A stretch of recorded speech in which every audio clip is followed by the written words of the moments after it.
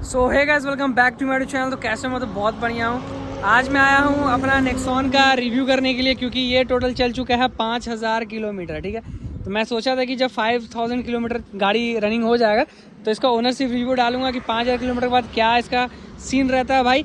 तो आज इसके कुछ बेसिक इसके ऊपर मैं बात करना चाहूँगा कि टोटल रनिंग मैंने 5000 किया तो ऑल ओवर क्या रिव्यू मिला, कैसा रहा सब कुछ। तो इसको मैं इस वीडियो में डिटेल करूँगा। और मैं इससे पहले जो प्योर एस मॉडल लेने वाला था, तो प्योर एस छोड़ करके क्रिएटिव 1.2 डुअल टोन में क्यों गया, उसके बारे में मैं आपको क्लियर करूंगा। तो वीडियो को स्टार्ट करता हूं और गाड़ी के बारे में डिटेल करता हूं कि ऑल ओवर किस तरह का रहा पूरा एक्सपीरियंस मेरा इस गाड़ी में। और 5000 किलोमीटर रनिंग हो चुका है। तो अभी क्या है कि मैंने फ़ोन में सारा कुछ लिख के रखा है, क्योंकि देखो मैं एक बाइकर हूँ और क्या है कि ये कार का कंटेंट है तो मुझे उतना क्लियर नहीं है, इसलिए बेसिक मैं इसमें लिख के रखा हूँ कि क्या क्या मुझे डिटेलिंग करना है, क्या क्या पॉइंट बात करना है। तो पहला भाई आता हूँ, देखो ये है डुअल टोन कलर। ठीक है, ये इस कलर, ये इसका डायटोना ग्रे नाम है इस कलर का, डायटोना कलर है ये, डायटोना ग्रे। तो ये डुअल टोन में आता है। ऊपर में देख सकते हो वाइट है और ये ग्रे कलर है डायटोना ग्रे, और ये बेसिकली भाई चमकता है ये कलर। तो ये डायटोना ग्रे कलर है। और इसका जो ग्राउंड क्लियरेंस भाई देख सकते हो कितना ऊंचा है, 208 का ग्राउंड क्लियरेंस है भाई, बहुत सुपर है। और ग्राउंड क्लियरेंस को इन्हेंस कौन चीज क्या करता है भाई, मैं आपको बताता हूँ। इसका टायर सेक्शन जो है, ये टायर देखो भाई बड़ा टायर है, ऊपर से अलॉय भी लगा हुआ है और 195 सेक्शन का टायर लेता तो अलॉय नहीं मिलता है इसमें। लेकिन 215 16R का मैंने टायर लिया तो इसमें अलॉय व्हील्स भी मुझे साथ में मिला है कंपनी के तरफ से। और क्योंकि प्योर एस में था तो अलॉय नहीं था, और क्रिएटिव मैनर से मुझे बहुत बड़ा बेनिफिट हुआ कि अलॉय मेरे को मिल गया उसमें। और इसके बाद मैं बताता हूँ, पहले मैं गाड़ी का डिटेल कर लेता हूँ, थोड़ा गाड़ी का डिटेल बता देता हूँ, उसके बाद प्योर एस और इसका मैं डिटेल बताऊंगा कि मैंने इस पर क्यों लिया, ये वैल्यू फॉर मनी क्यों मॉडल है। और बस थोड़ा पैसा हमको लगता है कि 50-10,500 रुपये बड़ा है भाई, बहुत कुछ मिल गया मेरे को। इसके बाद मैं बताता हूँ, इसमें ऑटो वाइपर है। ठीक है, अगर इसे ऑटो पे सेट कर देंगे तो बारिश जैसे स्टार्ट होगा या कभी पानी डालोगे तो ऑटोमेटिक वाइपर चलने लगेगा भाई। इसमें ऑटो सेंसिंग वाइपर दिया हुआ है। उसके बाद से भाई इसके बारे में बता देता हूँ कि कनेक्टिंग टेल लाइट है। ठीक है, ये जो टेल लाइट है इसमें प्योर एस में नहीं था भाई, इसमें ना कनेक्टिंग टेल लाइट है, पूरा ये कनेक्टेड जलता है भाई। अभी मैं लास्ट में इसका दिखा दूंगा जब वीडियो बनाऊंगा। तो ये कनेक्टिंग टेल लाइट है भाई, पूरा कनेक्टेड रहता है। और साथ ही साथ भाई इसका बैक का वाइपर है, देख सकते हैं छिपा हुआ, किसी को नहीं पता चलता बैक वाइपर है कहाँ भाई नेक्सॉन में, लेकिन बैक वाइपर भाई यहाँ छिपा हुआ है, देख सकते हो अंदर छिपा हुआ। मैं इस वीडियो में एंड में मैं बैक लाइट भी दिखाऊंगा और बैक वाइपर भी दिखाऊंगा भाई, कितना छुपा रुस्तम रहा टाटा जो निकाला है। और अब मैं इसके अंदर का डिटेल करता हूँ, बाहर का तो डिटेल हो गया भाई, जो है यही है बाहर का डिटेल। अब इसके अंदर चलता हूँ, अंदर से आप लोगों को डिटेल करता हूँ कि क्या क्या चीज़ मुझे मिला है। पहले मैं दिखाता हूँ कि प्योर एस में बैक एसी वेंट्स था। ठीक है, फिर भी इसमें बताता हूँ कि क्रिएटिव मॉडल में मुझे बैक एसी वेंट्स भी मिला है, ताकि पीछे के भी पैसेंजर को अच्छे से हवा जाए। और वहाँ पर भाई चार्जिंग पॉइंट भी दिया गया है, इसमें प्योर एस में नहीं था, इसमें चार्जिंग पॉइंट भी दिया गया, बैक एसी वेंट्स भी दिया गया है। और इसका भाई सीट बहुत प्यारा है भाई, बहुत प्यारा कुशनिंग है सीट का। बाकी इसके आगे में जा करके मैं रिव्यू करता हूँ।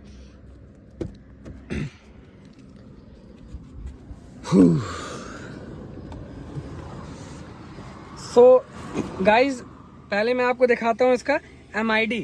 ठीक है, इसमें MID जो है ना प्योर एस से अपग्रेडेड मिला है हमें। ठीक है, MID जो है वो बहुत अपग्रेडेड मिला है प्योर एस से। ये प्योर एस में ऐसा MID नहीं था भाई, वाइपर चल गया यार, चलो कोई बात नहीं। तो fuel range down, no problem. तो भाई ये MID है, इसमें बहुत अपग्रेडेबल MID मिल गया। और उसका जो MID था, उसका जो पॉइंट था, ये नंबर में तो आता था सारा कुछ, लेकिन साइड से उतना चौड़ा नहीं था भाई, जितना ये स्पेसियस दिख रहा है ना वो इतना ही पे था।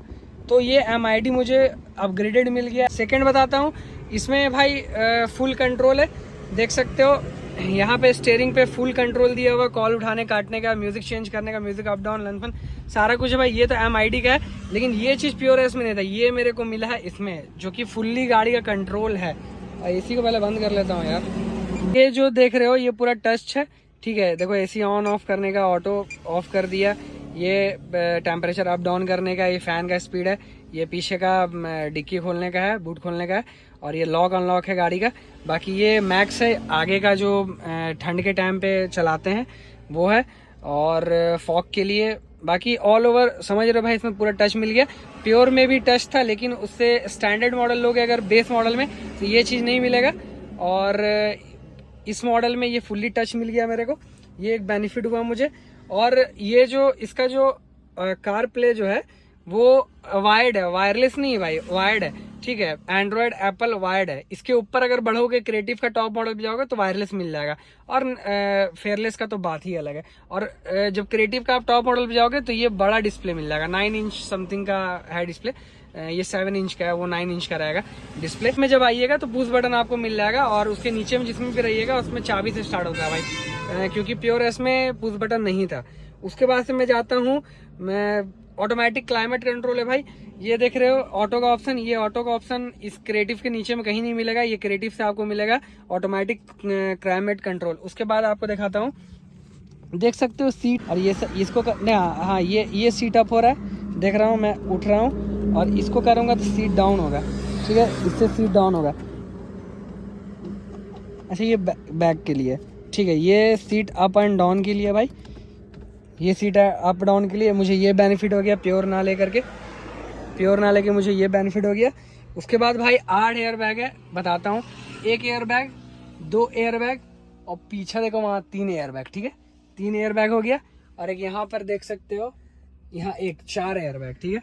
और यहाँ देखो 5 एयर बैग, और ये 6वां एयर बैग, 7वां एयर बैग, और भाई वहाँ देख सकते हो वो 8वां एयर बैग दिखता होगा। तो इसमें भाई 8 एयर बैग है, डुअल टोन इंटीरियर है, वहाँ भी देख सकते हैं डुअल टोन इंटीरियर है। और ये देखो सॉफ्ट टच है भाई, लेदर कुशनिंग है, सॉफ्ट टच है, और डुअल टोन है। तो ये बहुत जल्दी गंदा आता है, इसको बहुत मेंटेन करना पड़ता है भाई। और ये देख सकते हो पूरा गाड़ी, ये देख रहे हो डुअल टोन है, ठीक है, क्योंकि गाड़ी डुअल टोन है तो जाहिर सी बात है डुअल टोन इंटीरियर भी रहेगा इसमें, और सॉफ्ट टच है, अच्छा कुशनिंग है इसमें। और भाई यहाँ पे 3 मोड्स देता है कंट्रोल, सिटी, इको, स्पोर्ट।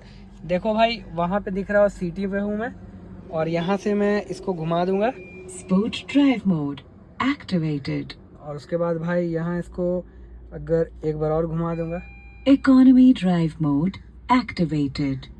और भाई सिटी ड्राइव मोड एक्टिवेटेड। तो भाई यहाँ पे 3 मोड्स दिया हुआ है जो बहुत प्यारा है।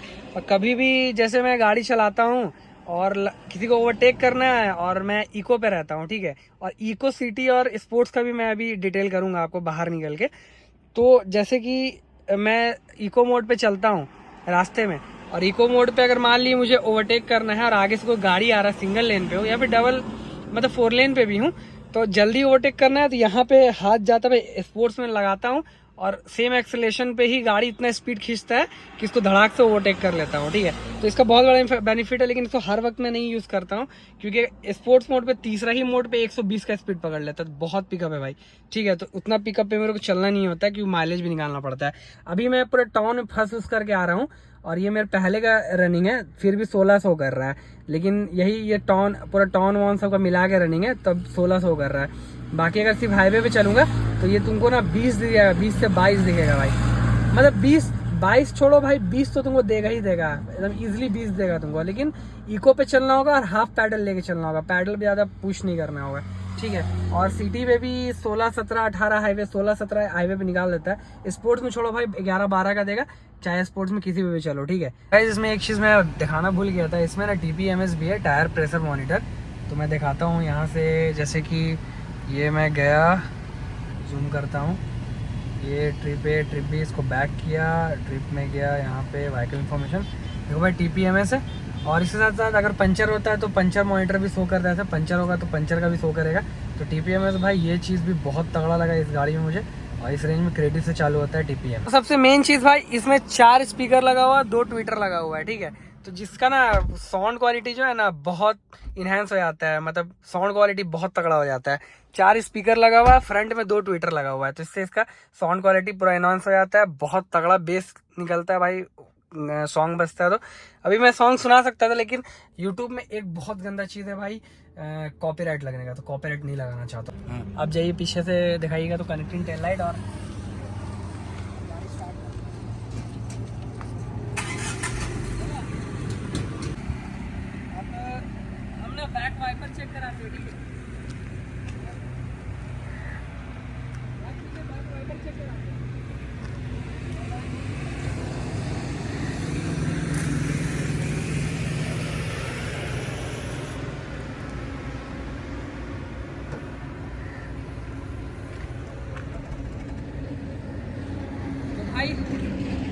ये इसका बैक वाइपर रहा भाई, बहुत छुपा रुस्तम चीज़ है भाई। नेक्सॉन टाटा ने बैक वाइपर बहुत छुपा के डाला है, किसी को पता नहीं चलता है। और ये टेल लाइट आप लोगों ने देख लिया, ये कनेक्टिंग टेल लाइट जल रहा है यहाँ पे। और ये बहुत मतलब प्योर मॉडल जो मैं ले रहा था, प्योर मॉडल ना लेकर प्योर एस, जबकि देखो भाई मैं एक चीज़ आपको क्लियर समझाता हूँ। प्योर एस और ये मैंने क्रिएटिव पे क्यों किया, क्योंकि हमको कुछ बेनिफिट मिला। जैसे कि प्योर पहले मतलब प्योर एस में सिर्फ हमको सनरूफ मिल रहा था, सिर्फ सनरूफ मिल रहा था, उसके अलावा कुछ नहीं मिल रहा था। और क्रिएटिव 1.2 डुअल टोन पे आया तो पहला तो डुअल टोन कलर मिल रहा है मिला, उसके बाद कनेक्टिंग लाइट मिला भाई, जो कि बहुत प्यारा चीज़ है। और बैक वाइपर मिल गया मेरे को, और MID अपग्रेडेड मिल गया मेरे को। उसके बाद से ऑटोमेटिक क्लाइमेट कंट्रोल मिल गया, और उसके बाद ऑटोमेटिक रेन सेंसिंग मिल गया भाई। उसके बाद बाकी सारा कुछ टच मिल गया मेरे को। और हाँ 215 सेक्शन का टायर मिला, विथ अलॉय व्हील मिल गया मेरे को। मुझे चार्जिंग सॉकेट मिल गया भाई।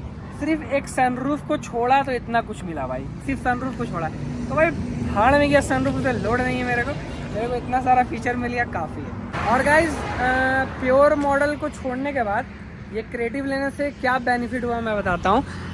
पहली बात, ये गाड़ी का लुक देखो, कहीं से नहीं लगता है कि ये क्रिएटिव मॉडल या फेयरलेस है। क्या है, बहुत लोग बोलते हैं फेयरलेस मॉडल ही हो क्या भाई, ठीक है, क्योंकि अलॉय वगैरह लगा हुआ है, पूरा लोडेड है गाड़ी। सिर्फ अंदर का डिस्प्ले छोड़ करके सब कुछ टॉप मॉडल का है, ठीक है। ये देख सकते हो, इसका लुक्स देख सकते हो। ये टॉप मॉडल से कम नहीं भाई, ये जो लुक है ना टॉप मॉडल से कम नहीं है, क्योंकि टॉप में भी टोटल पूरा यही लुक आता है। क्योंकि देखो इसका लुक इनहेंस करता है सबसे मेन चीज़ इसका बड़ा टायर और इसका अलॉय व्हील, ठीक है, ये मेन इसको लुक इनहेंस कर देता है। और ये जो कलर है भाई, ये कलर जो है, ये कलर से लगता ही नहीं है कि मॉडल क्रिएटिव है। लोग को लगता है फेयरलेस है कुछ तो, क्योंकि खास बात है कि डुअल टोन है। डुअल टोन लोग जानते हैं कि कभी भी डुअल टोन मिलेगा तो वो टॉप मॉडल ही गाड़ी में मिलता है, या फिर ऊपर के मॉडल के गाड़ी में डुअल टोन आता है। तो लोग समझते हैं फेयरलेस मॉडल लेके आ गए हो क्या, तो भाई वो वैसा नहीं है, क्रिएटिव मॉडल है। और इसमें टॉप का पूरा मजा है भाई, टॉप का। अब बताता हूँ इसे माइलेज कैसे निकाला जाता है। मैं माइलेज कैसे निकालता हूँ, जब मैं गाड़ी लेके चलता हूँ सिटी से निकलता हूँ, सिटी मोड में, और ज़्यादा पैडल खींचता नहीं हूँ, आराम सिटी में चलता हूँ, ठीक है, सिटी मोड पे रख के। उसके बाद जब मैं 4 लाइन पकड़ता हूँ, इको पे लगा देता हूँ। इको पे ना मैं 50-70-80% में पैर रखता हूँ, पूरा पुश नहीं करता हूँ। माइलेज अपने आप अप होता है। जहाँ रश इलाका आता है मैं सिटी पे लगा देता हूँ, रश इलाका से निकलता हूँ इको पे डाल देता हूँ। तो ऐसे करके मेरा माइलेज निकलता है। स्पोर्ट्स लगा देगा भाई तो धज्जिया उड़ जाएगा माइलेज का, तो प्लीज़ स्पोर्ट्स नहीं लगाना, स्पोर्ट्स लगाना जहाँ ज़रूरत पड़े। आओ भाई मैं आपको दिखाता हूँ कि इसका बूट स्पेस जो है वो किस तरह का है, कितना लीटर का है बूट स्पेस। तो भाई ये रहा इसका बूट, और ये 382 लीटर का बूट स्पेस है भाई। इसमें बहुत सारा सामान रखा हुआ है, इसलिए पता नहीं चलता होगा, लेकिन है भाई, अच्छा स्पेस है इसमें बूट में। और ये इसका 382 लीटर का बूट स्पेस है। बाकी एक बार मैं इंजन की तरफ भी चलता हूँ भाई, क्योंकि इसमें इंजन वाइज उतना नहीं होता है, क्योंकि 3 सिलेंडर है, पर भी फिर भी इंजन वाइज उतना नहीं होता है। एक बार इसका मैं इंजन की तरफ खोल के दिखाता हूँ, और ताकि बेहतर समझ में आएगा। इसका बेसिक में इंजन का डिटेल आप लोगों को दे देता हूँ। ये भाई 1200 सीसी का इंजन है, और 118 bhp का पावर जनरेट करता है 5500 RPM पे, और टॉर्क इसका 170 Nm का टॉर्क है भाई। उसके बाद बताता हूँ भाई, ये 6 स्पीड मैनुअल ट्रांसमिशन इसमें लगा हुआ है, और स्पोर्ट्स मोड तो भाई आप लोगों को मैं अंदर बताया। ये 1.2 लीटर का टर्बोचार एवोट्रॉन BS6 फेज 2 कंप्लाइमेंट इंजन है भाई ये। और ये भाई पहले से बहुत अच्छा रिलायबल है भाई। बाकी इसका डीमेरिट पॉइंट जो है, जो मुझे पसंद नहीं है, और कंपनी में कुछ ऐड ऑन करना चाहते, बाकी सब कुछ में अच्छा लगा भाई। देखो मेरे को ना, जो मेरे पास i20 था ना, उसमें ऑटो फोल्ड RVM था, ठीक है, तो इसमें ऑटो फोल्ड नहीं है भाई। जबकि इतना पैसा लिया तो ऑटो फोल्ड देना चाहते, क्योंकि क्रिएटिव मॉडल था भाई। और सेकंड चीज़ था भाई, जैसे कि अमूमन लोग कार में ट्रैवल करते हैं तो सनग्लास तो रखते ही हैं, सनग्लास होल्डर भी देना चाहिए था, लेकिन भाई यहाँ कहीं सनग्लासेस होल्डर नहीं है, ठीक है, जबकि ड्राइवर की तरफ एक सनग्लास होल्डर देना चाहिए था। देखो भाई कहीं सनग्लासेस होल्डर नहीं है, और भाई कहीं नहीं है सनग्लास होल्डर, जबकि सनग्लासेस को होल्ड करने के लिए कोई कुछ तो जगह स्पेस देना था भाई टाटा को, ताकि ये तो बहुत सिंपल नॉर्मल सा चीज़ है, जो कि मुझे i20 में आदत सी हो गई थी 2 चीज़ का, सनग्लास रखने का और ऑटो फोल्ड RVM का। जो 2 चीज़ मुझे इसमें नहीं मिला, बाकी सब कुछ लोडेड है भाई। बात रहा सर्विस का, अभी फर्स्ट सर्विस इसका हुआ था 1000 किलोमीटर पे, और अभी देखो टोटल रनिंग कितना है, देख सकते हो। टोटल रनिंग है 5484 किलोमीटर, मतलब 5500 किलोमीटर होने वाला है। तो टोटल रिव्यू 5500 किलोमीटर होने वाला है, घर पहुँच हो जाएगा। और इसका पहला ही सर्विस हुआ 1000 किलोमीटर पे, जो कि 94 रुपये में हो गया था। अभी सेकंड सर्विस होने वाला है, वो भी हमको लगता है कम ही में होगा। थर्ड सर्विस में इसका चेंज होगा मोबिल। और अभी जो सेकंड सर्विस होता है 8000 किलोमीटर पे होता है, और थर्ड सर्विस का 15000 किलोमीटर पे होता है। तो 3 सर्विस फ्री है, उसके बाद से जो लगता है लेबर कॉस्ट वगैरह टोटल लगेगा। अच्छा, पब्लिक टाटा का सर्विस के लिए बहुत कुछ बोलता है, तो देखो अभी तक मुझे झेलना तो पड़ा नहीं है, लेकिन मैं सर्विस के लिए गया था और अभी मुझे कुछ बड़ा इशू गाड़ी में आया नहीं है, तो मुझे समझ में नहीं है। लेकिन ऑल ओवर जहाँ तक वहाँ शोरूम में लोग थे जिनका बड़ा इशू भी था, वो लोग भी बोले कि भाई इशू तो जल्दी सॉल्व होकर मिल जाता है। देखिए भाई, होता क्या है ना कि बहुत जगह पे ना टाटा का सर्विस, जैसे हर कंपनी, हर कार का कंपनी कहीं पे अच्छा है, कहीं ख़राब है सर्विस वहाँ का। तो कहीं टाटा का सर्विस अच्छा लोग देते हैं, कहीं ख़राब भी होता है, कहीं बहुत अच्छा है। तो हर रहा नेक्सॉन का ऑल ओवर रिव्यू। मेरे से जहाँ भी मिस्टेक हुआ भाई सॉरी, अगर कुछ मिस्टेक हुआ कहीं कुछ बोलने में या डिटेल करने में तो माफ़ करना। और बाकी ये रहा मेरे तरफ से जो कोशिश हो पाया डिटेलिंग का मैंने कर दिया। बाकी हाँ भाई, 5000 किलोमीटर गाड़ी चल चुका है। 5000 किलोमीटर में एक जगह भी मुझे कोई इशू नहीं हुआ है, चाहे माइलेज का हो या फिर कोई भी परफॉर्मेंस हो। 5000 किलोमीटर में ज़रा सा भी कोई लोड नहीं हुआ भाई, कोई फ़र्क नहीं पड़ा। लंबा रनिंग मैंने किया, एक बार में 600 किलोमीटर में रन किया था, लेकिन ज़रा सा भी कोई इशू नहीं आया इस गाड़ी में, कोई इशू नहीं आया। तो 5000 किलोमीटर में भाई बहुत अच्छा ओनरशिप रिव्यू निकला इस गाड़ी का। और आई लव टाटा ब्रांड भाई, इसका बिल्ड क्वालिटी बहुत दासू है भाई, आप लोग बेहतर जानते हो। तो आई होप वीडियो आप लोग पसंद आया, तो मिलते हैं आप लोग से नेक्स्ट ब्लॉग में। तब तक के लिए खाते पीते रहो, चुस्त रहो, मस्त रहो, तंदुरुस्त रहो। Bye bye, take care and खुदा हाफिज़।